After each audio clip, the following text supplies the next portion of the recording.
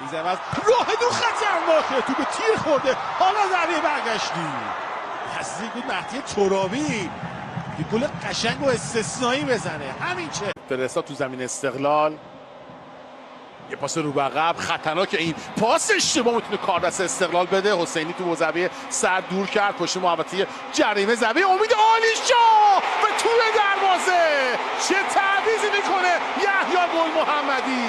باید بگیم همون همیشگی، یعنی امید عالیشا واسه برای پرسپولیس گل میزنه.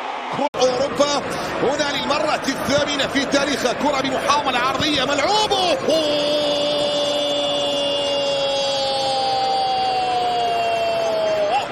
الإيراني مهدي طارمي على أقل تقدير يبقي الذكرى في دوري الأبطال رغم توديعه للمنافسة بهدف في غاية